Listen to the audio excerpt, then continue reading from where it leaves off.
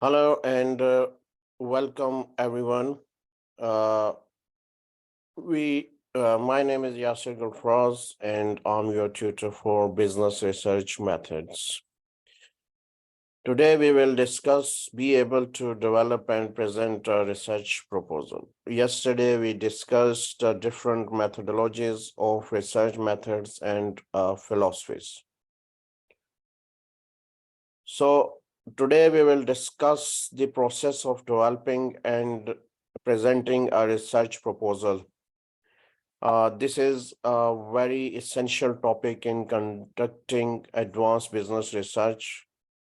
By the end of my lecture, you will have a good understanding of how to create a research proposal in simple terms. So, first of all, we will start with uh, what a research proposal is. A research proposal is a document that outlines the objective, methodology, and plan for conducting a research study. It serves as a blueprint or a roadmap for your research project.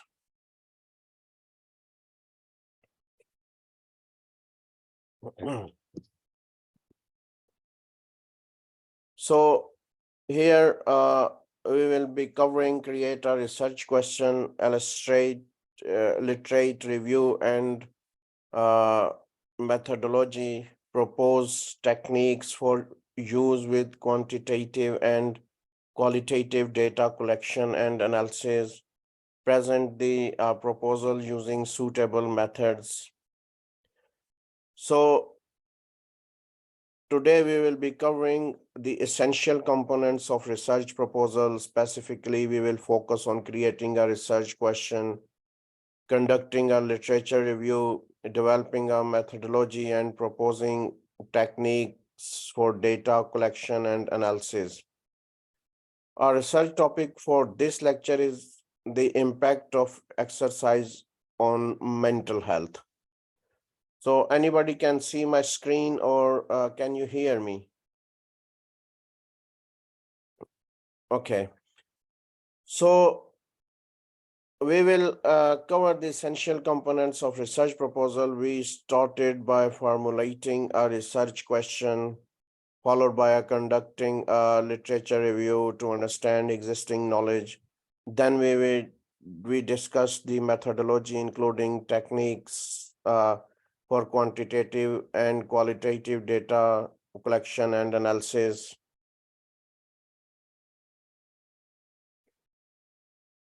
We emphasized the importance of presenting our proposal using suitable methods to effectively communicate our research. So now we will discussing the importance of choosing the appropriate research title. First of all, research title, the first and foremost step is to decide on the research title for your proposal or dissertation. So the research title is critical as it provides a clear idea of what your research is about. It serves as a guidepost for readers, giving them a glimpse into the content and purpose of your study. To illustrate this, I will provide you with a few examples of good research titles and explain why they are effective choices. So first, let's consider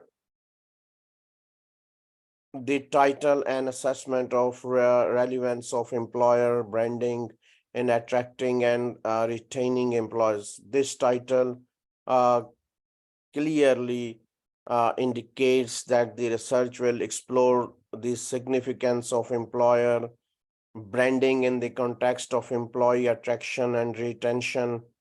It sets the expectations for the leader, making it a good research title. So another another title is an assessment of the impact of service quality on customer satisfaction. This title immediately tells us that the study will focus on examining how service quality influences customer satisfaction. It is concise and straightforward, making it a strong research title.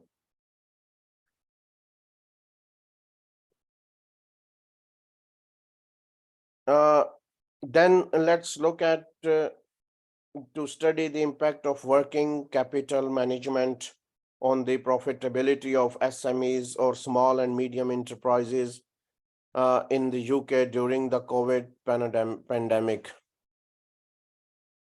The title conveys the specific focus of the research, which is to investigate the relationship between working capital management and the profitability of small and medium enterprises in the UK, specifically during the challenging period of the COVID-19 pandemic.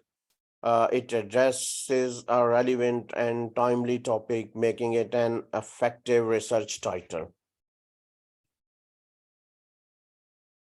Why are these good titles?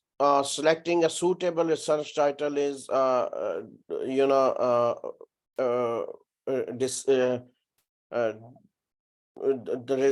selecting a suitable research title is effectively communicating the purpose and scope of your study. By following the example we discussed today, you can create research titles that are clear, concise, specific, and engaging. But remember one thing, a well-crafted research title sets the foundation for a successful research project.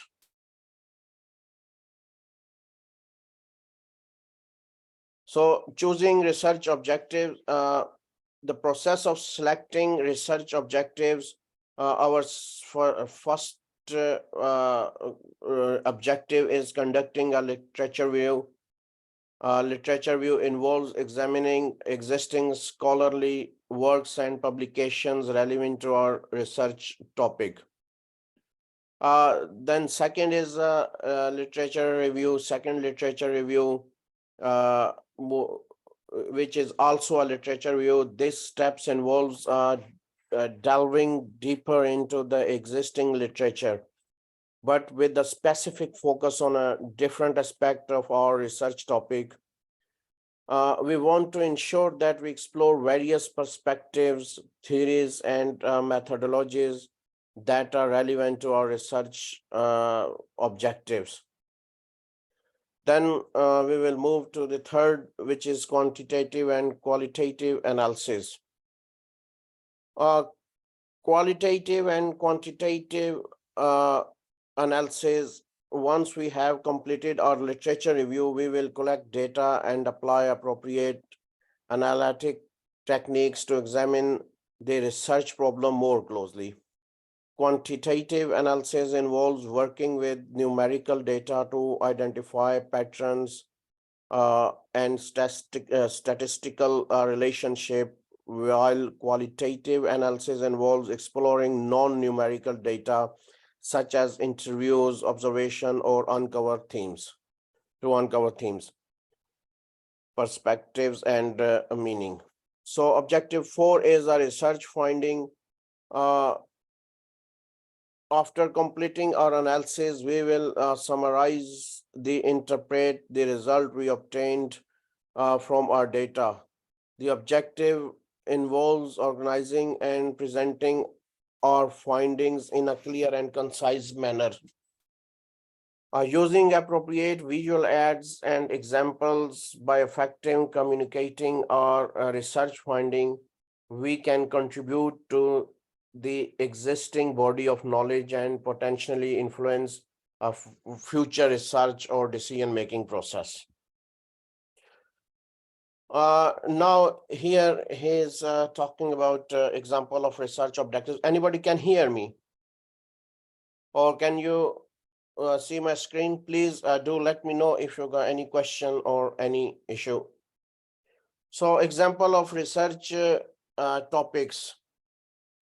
Research topic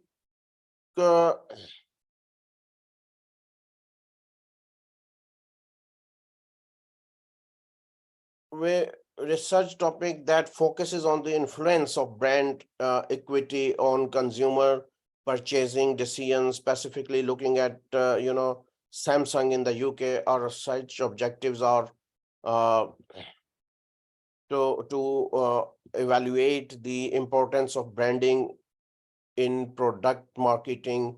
In this objective, we will examine how branding plays a critical role in promoting and selling products here. So second is to analyze the factors that impact consumers' intention to buy mobile phones. So here we will investigate the various factors that influence consumers when they are considering purchasing a mobile phone. Third one is investigate the impact of brand equity on consumers. Intention to buy Samsung products. In these objectives, we will research into the relationship between brand equity and consumers' intention to buy Samsung products. So third one is, fourth one is to provide recommendation to Samsung on promoting their brand to increase product purchases. So we will offer suggestions to Samsung on how they can enhance their brand promotion strategies to boost product sale. Formulating research questions.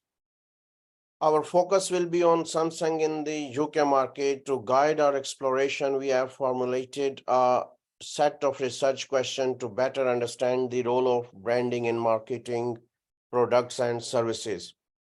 The factors that influence consumer purchase intention of mobile phones, the impact of brand equity on consumer purchases intention of Samsung, and the recommendations that can be provided to Samsung management to promoting the brand and increasing product purchases.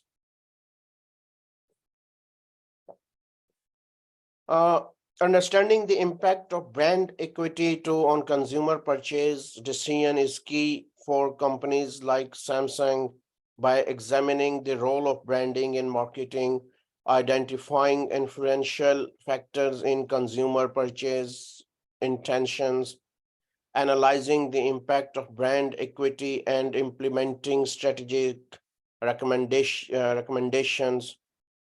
Samsung can effectively promote its brand and drive product purchases in the competitive market. Here, literature review. Here we will discuss the different type of sources that are commonly used in academic research, specifically focusing on literature reviews.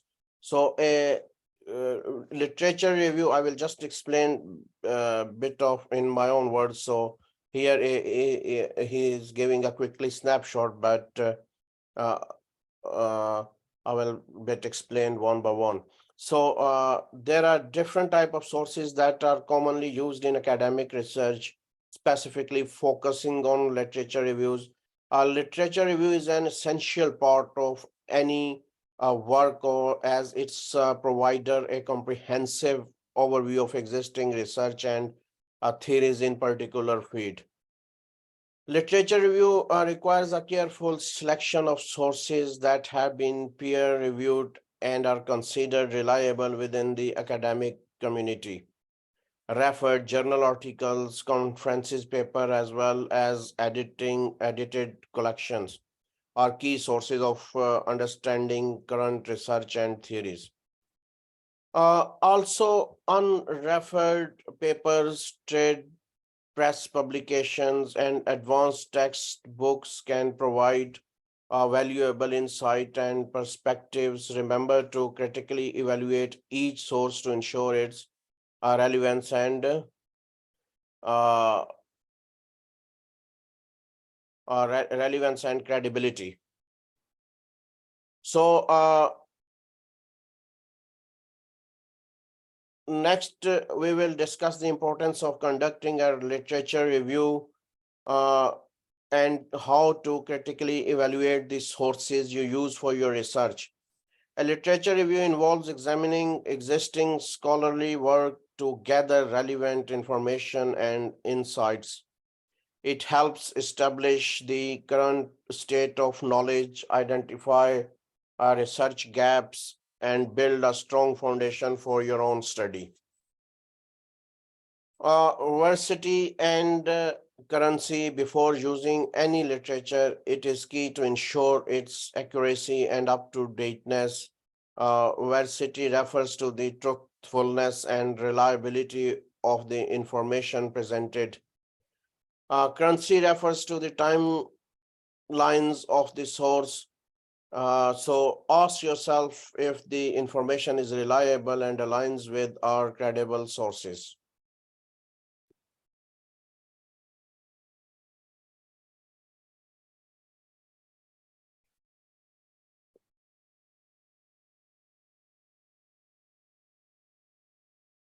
Preparing a conceptual framework.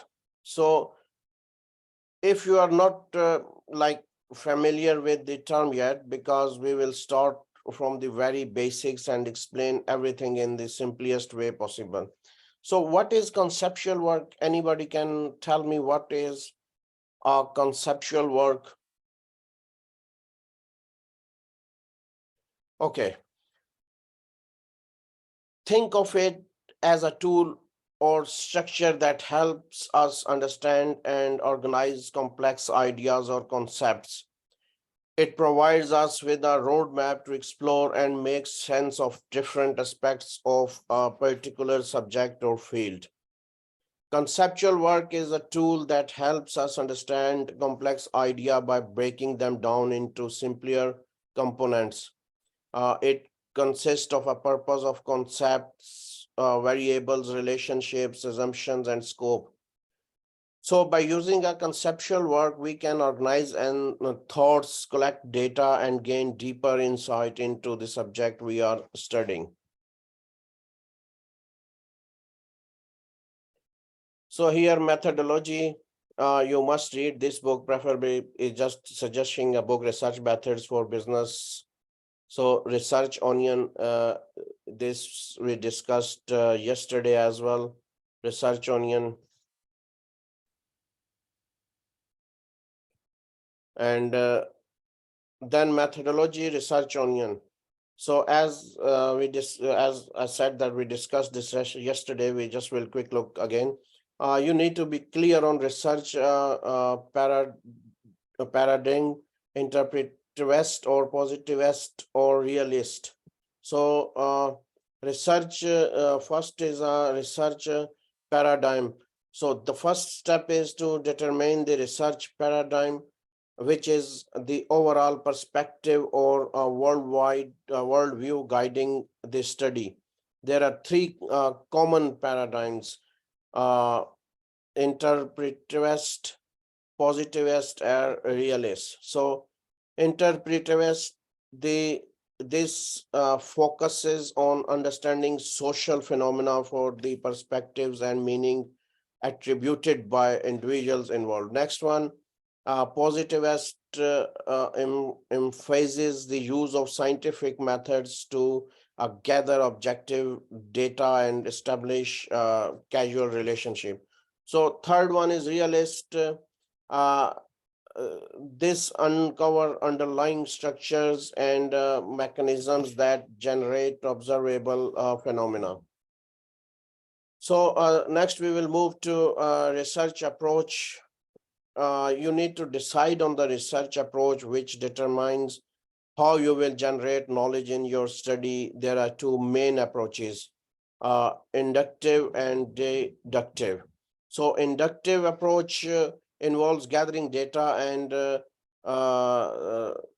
or generalization from the observation made. So deductive, this approach, researchers start with existing theories or hypotheses and then gather data to test and confirm them. Next one is methodological choice. Once you have decided on the research paradigm and approach, you need to select the specific method you will use to collect and analyze data. So research strategy outlines the overall plan or framework of conducting the study. Then time horizon, the time horizon refers to the duration of your study and when data will be collected. It can be classified as cross-sectional. Cross-sectional data is collected at a specific point in time. Then longitudinal data is collected over an extended period, allowing for your examination of changes and trends over time. Last one is techniques and procedures. Techniques and procedures refers to the specific methods and steps you will use to carry out your research. These may include how you will sample participants, collect and analyze data, and draw conclusions. So that's it. Any questions so far? Okay. So now propose techniques for use with quantitative and qualitative data collection and analysis.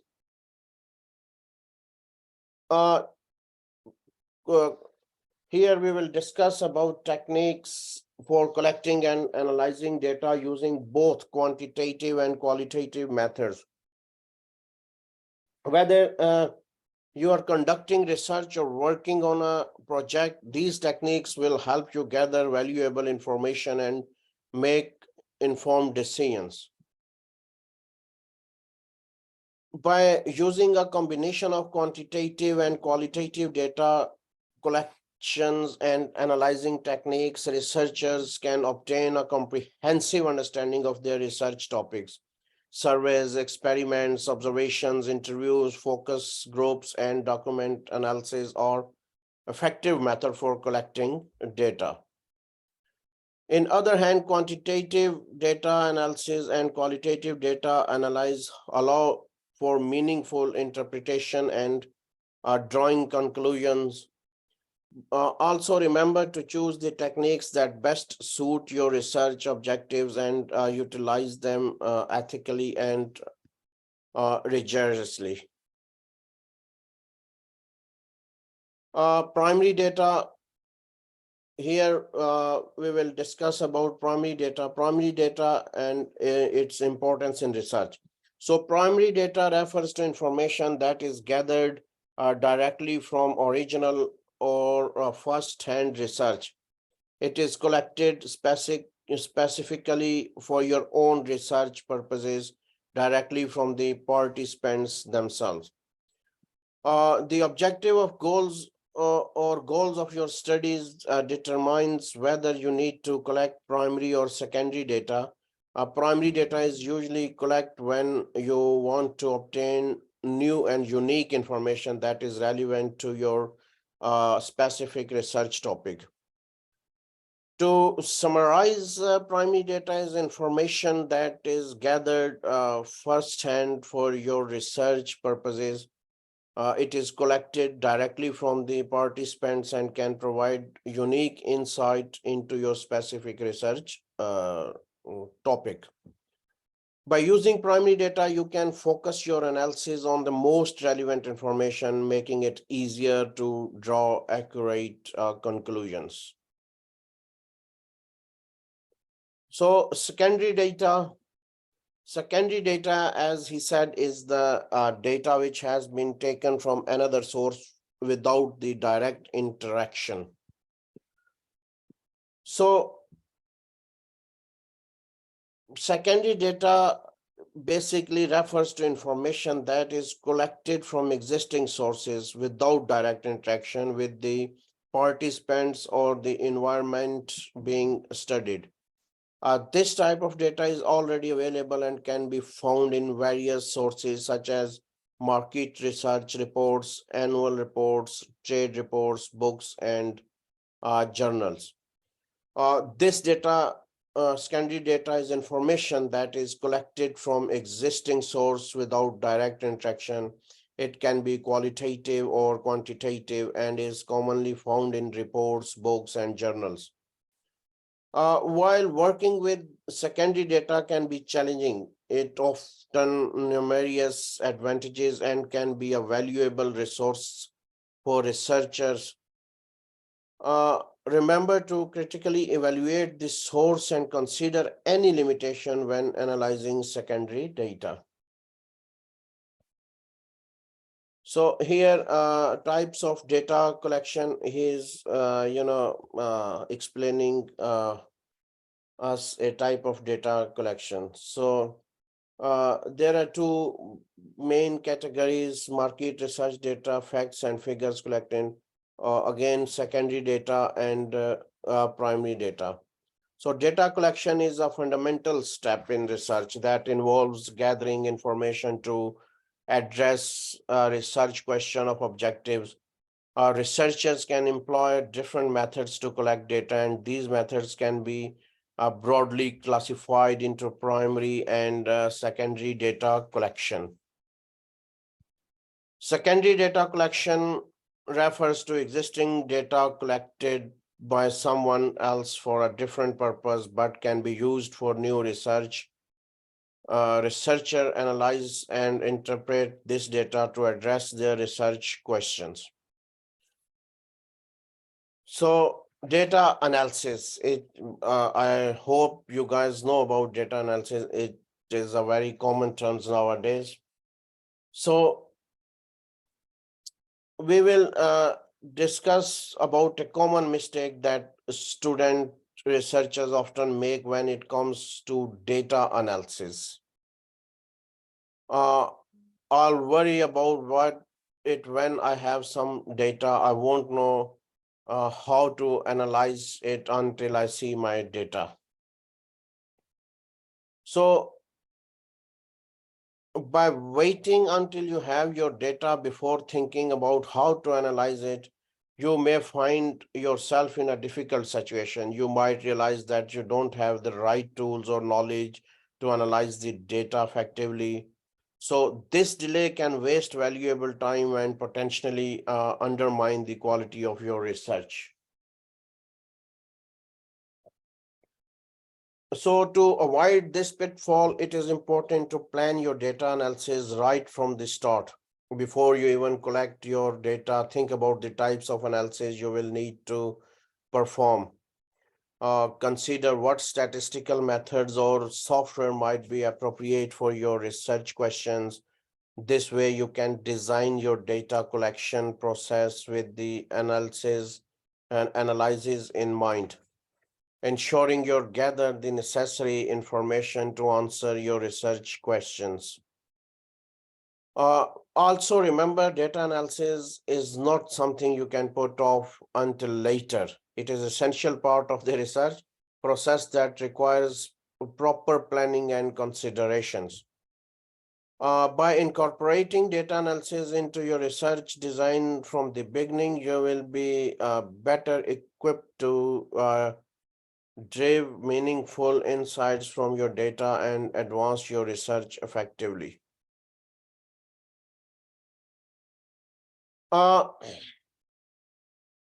We will discuss how the technique you choose for data analysis depends on your research question and research approach. Also, we will discuss about how the quality of your analysis is influenced by your choice and design of research methods.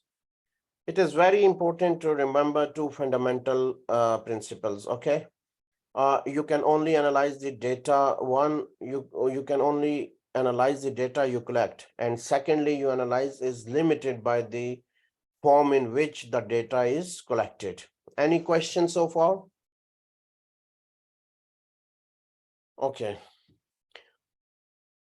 The first point, let's talk about first point. The techniques you employ for data analysis heavily rely on your research questions and research approach. When embarking on a research project, you must have a clear understanding of the specific question you want to answer. So the second point, the methods and quality of data analysis are intrinsically linked to your choice and design of research methods. Imagine you are conducting a survey to gather information from participants. This analysis you can perform is limited to the data you collect. So finally, it is also essential to emphasize that you can only analyze the data you have collected, right? This means this means that data collection should be conducted with with carefully. So data analysis techniques are chosen based on your research question and approach. The quality of your analysis is influenced by the design of your research methods. Remember that you can only analyze the data you collect, and the form in which the data is collected determines the scope of your analysis. Quantitative data analysis.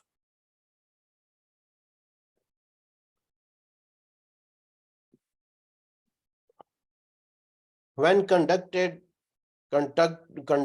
quantitative research, it is important to keep a few things in mind to ensure accurate and meaningful analysis. Let's explore these considerations step by step. What are your research questions and objectives? So before beginning any data analysis, you need to have a clear research questions and objectives in mind. These questions and objectives guide your analysis and help you stay focused on what you want to achieve through your research. What key variables are you interested? Key variables uh, that are relevant to your research question. Variables are the characteristics or attributes that you measure or observe in your study. They can be things like age, gender, income, or any other factor that you believe it is important to your research. Next, what relationships are the between variables? So relationship between variables, once you have identified your key variables, it is time to explore the relationships between them. Are there any connections or associations between the variables you are studying?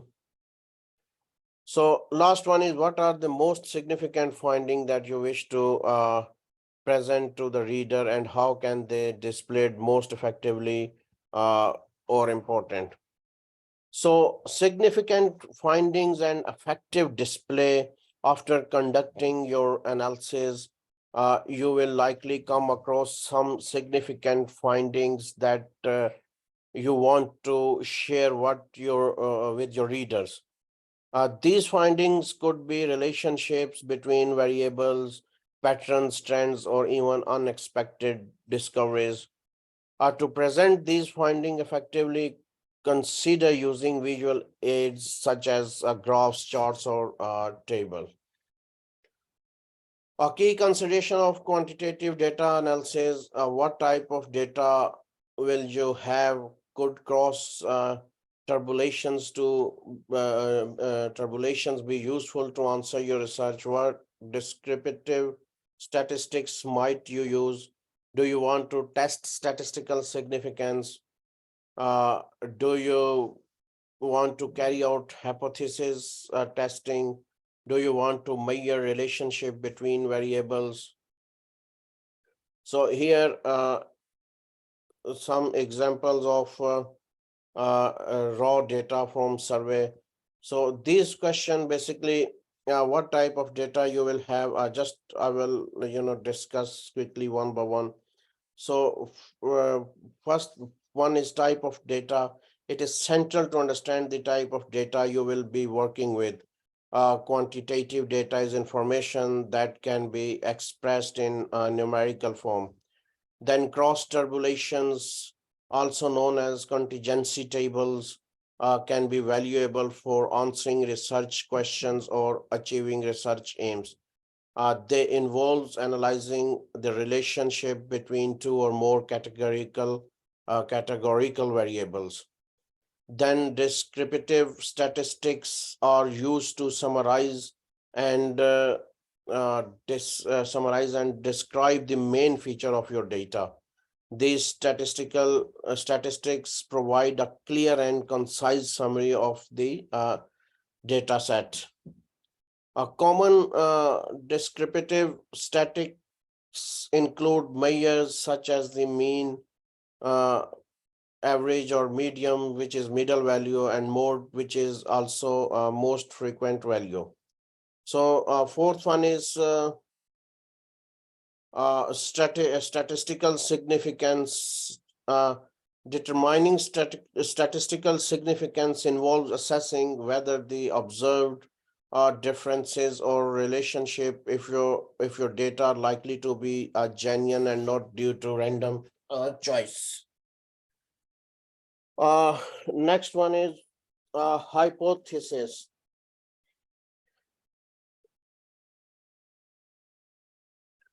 Hypothesis testing is an essential aspect of quantitative data analysis. It involves formulating research hypotheses and using statistical tests to examine the evidence against these hypotheses. So then he's talking about, do you want to measure relationships between variables? Relationship between variables, quantitative data analysis also allows us to explore relationships between variables. Correlation and regression are two statistical techniques used for this purpose. Correlation assesses the strength and direction of the relationships between two numeric variables, while regression helps us understand how one variable, which is the independent variable, affects another, the dependent variables. Conducting quantitative data analysis involves considering the type of data employ across tabulations when applicable, using descriptive statistics to summarize the data, testing for statistical significance, conducting hypothesis testing, and exploring relationship between variable through correlations and regressions. So by carefully addressing these considerations, researchers can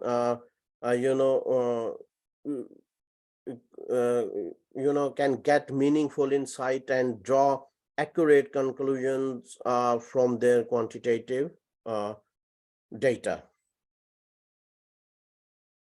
So here raw data for survey, some examples of analysis, and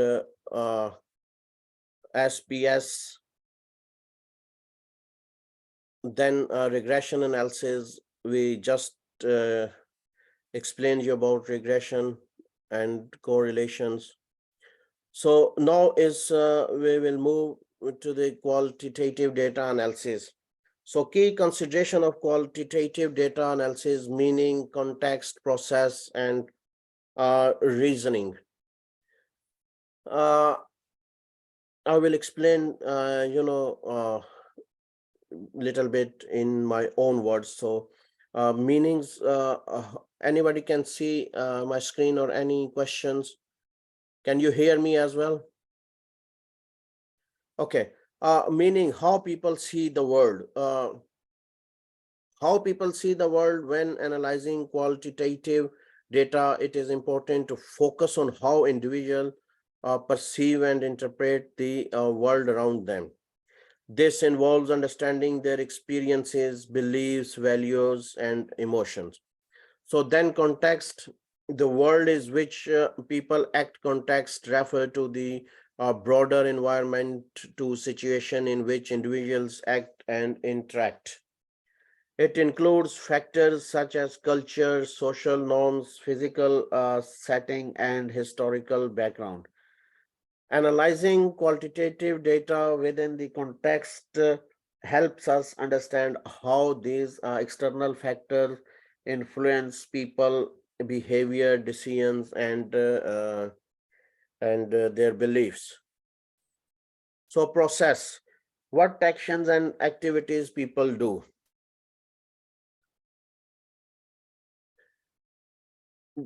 what actions and activities people do. Qualitative data analysis also involves examining the actions and activities of individuals.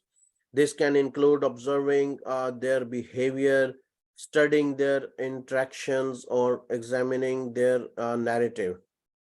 By analyzing the process, we can gain insight into how people engage in specific actions and the patterns that emerge from their behaviors. Then reasoning why people act and behave the way they do. When people act and behave the way they do, understand the reasoning behind people actions and behavior is important in qualitative data analysis. This involves exploring the underlying motivations, beliefs, and intentions that drive individuals' decision-making process. Qualitative data analysis. When analyzing qualitative data, we start looking at the big pictures. We examine the data carefully and identifying recurring patterns, topic or idea known as themes.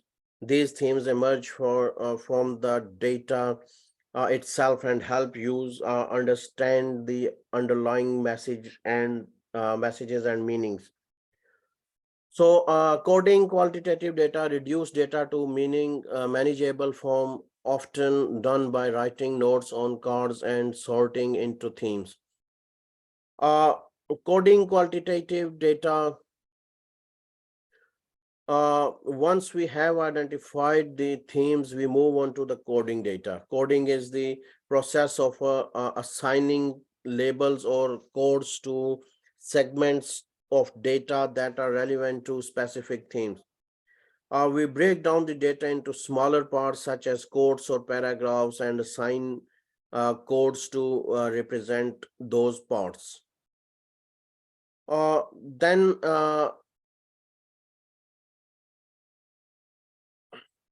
reducing data to meaningful form. Qualitative data, meaningful form. Qualitative data can be extensive and analyzing every detail can be overwhelming. Therefore, we need to reduce the data to a manageable form. One common technique is to write notes on cards or sticky notes and sort them into different themes.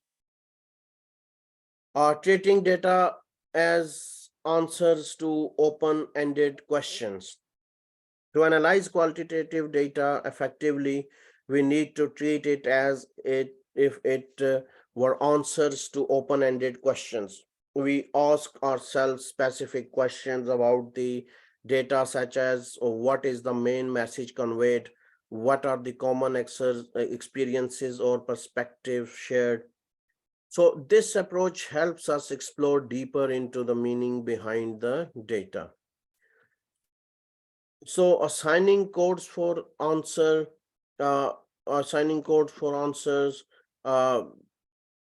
as we analyze the data, we assign codes to represent the different answers provided. These codes can be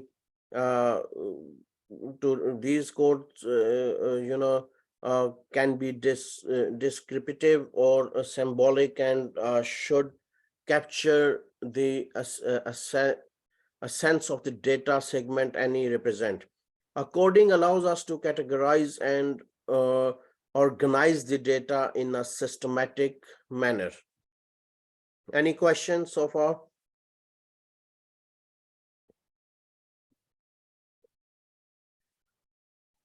Okay.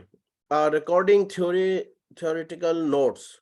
Recording theoretical notes throughout the analysis process. It is important to record theoretical notes.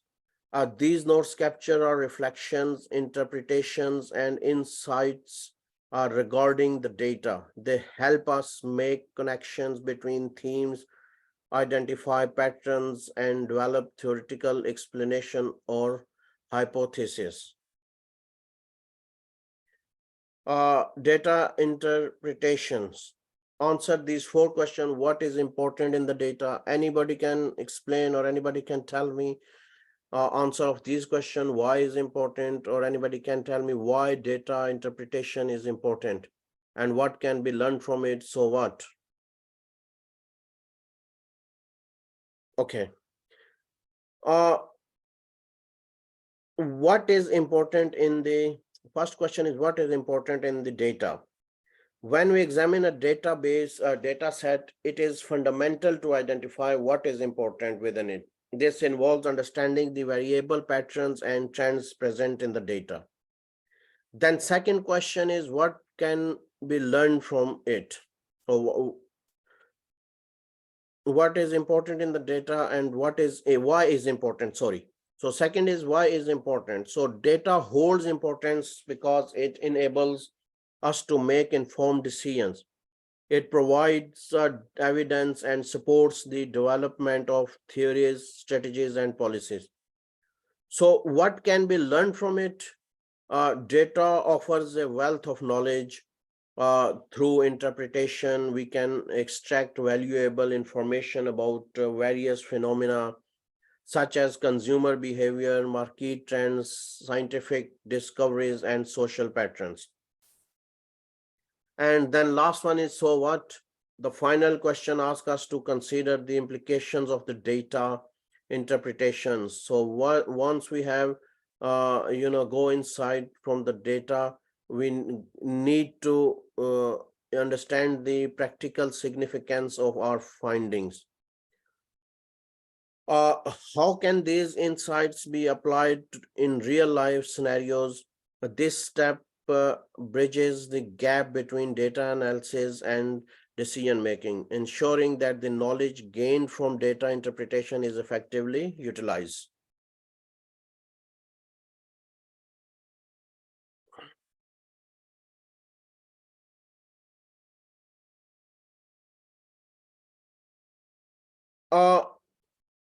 Data interpretation plays an important role in research and analysis. So helping us draw meaningful insight from collecting data. So we will explore some essential factors to keep in mind while interpreting data and making informed decisions based on the results. So first one is, let's get started. Focus on analysis that answer your immediate research hypothesis. So when interpreting data, it is important to stay focused on the specific research question or hypothesis you aim to address. So this helps you avoid getting lost in the sea of data and ensure your analysis aligns with your research objectives. So it can also be worth digging deeper into your data. While addressing your immediate research hypothesis is important, it can also be valuable to dig deeper in your data. This means exploring additional pattern correlations or trends that may emerge during the analysis process. So next one is, be prepared to defend your statistical choices because it's not uncommon for supervisors to get the statistics wrong. So interpreting data often involves applying statistical methods to draw meaningful conclusion. It is fundamental to be prepared to defend the statistical choices you make. Sometimes supervisors or colleagues may have misconceptions about statistics, so it's essential to explain and justify your approach. So last one is, how far to take analysis, how far to take your analysis. Determining the extent of your analysis is an important consideration. While it is tempting to analyze data extensively, it is key to strike a balance. Consider the scope of your research, available resources, and the depth of insight needed to answer your research questions. Any questions so far?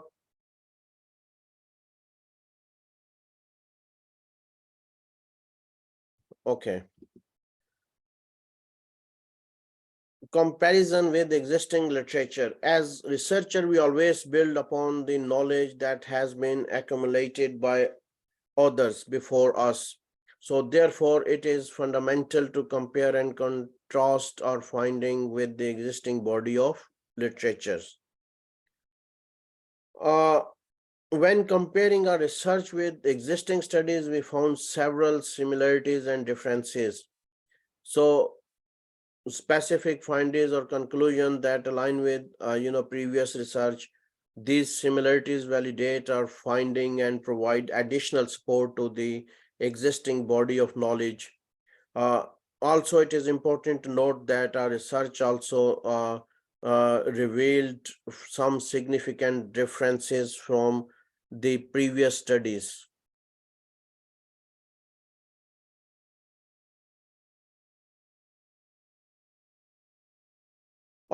Comparison. So research gap, check if the research gap is addressed by relating to research objectives, explanation of how each work is similar to and how it varies from others.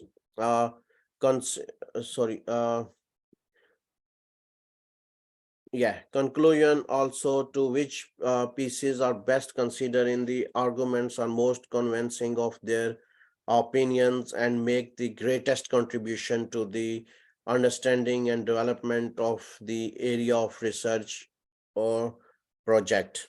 So will help you to fetch higher marks. So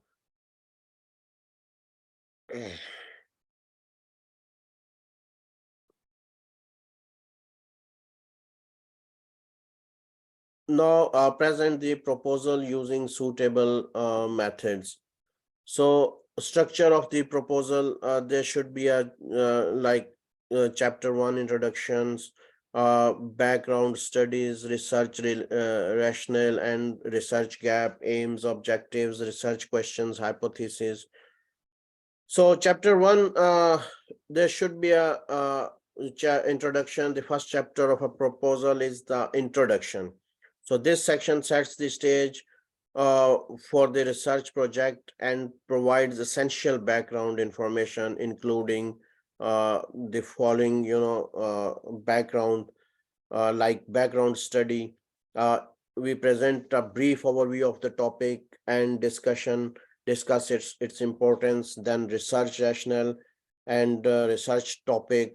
In this part, we explain why the proposed research is necessary. Then aims and objective, we state that overall purpose or goal of the research project. Then research questions are the key inquiries that the study time to answer. These questions guide the research process and help focus the investigation. Then research hypothesis, if quantitative studies research formulate hypotheses which are educated guesses about the relationship between variables. So these hypotheses are tested using statistical analysis. So then it comes to the chapter 2, which is literature review, academic theories, critical review, and conceptual framework. So academic theories, in academic theories, we discuss the established and theories or framework relevant to the research topic. In our critical review, we analyze and evaluate the existing literature critically. And then conceptual framework.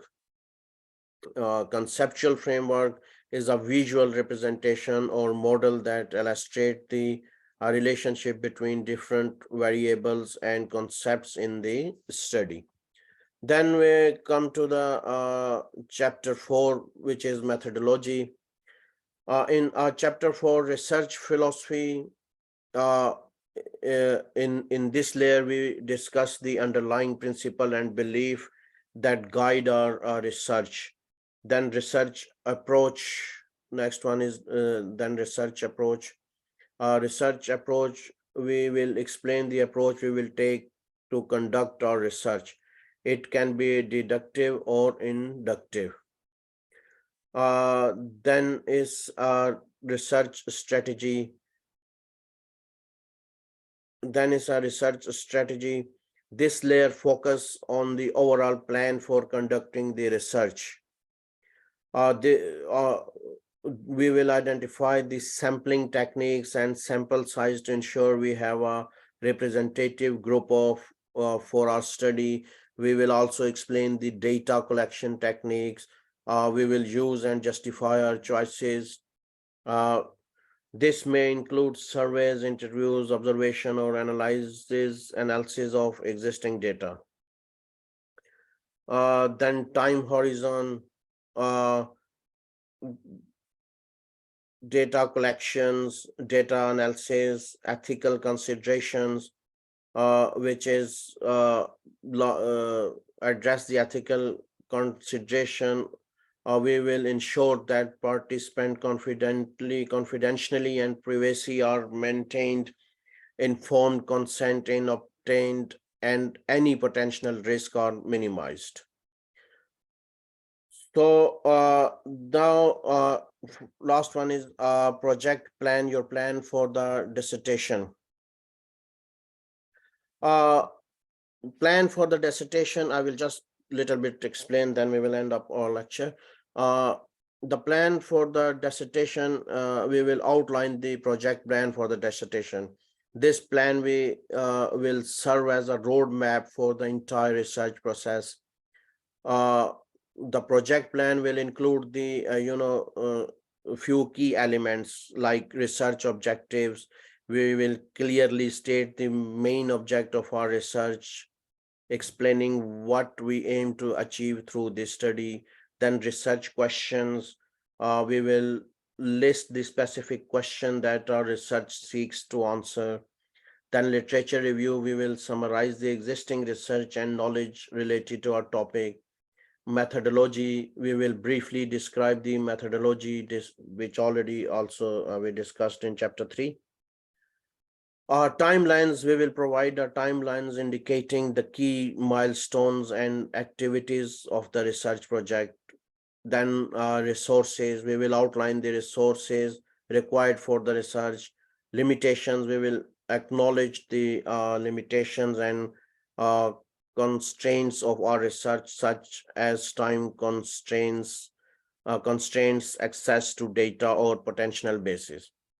So by presenting the project plan in a clear and concise manner, we aim to provide a comprehensive overview of the entire research process. So this will enable us to stay focused and effectively carry out our research objective. That's it for today. I hope you understand that business research methods and qualitative and quantitative data. If you have any questions, please drop me an email at yasir@ukversity.co.uk. And that's it. That's all for today. So see you in our next class. So bye for today.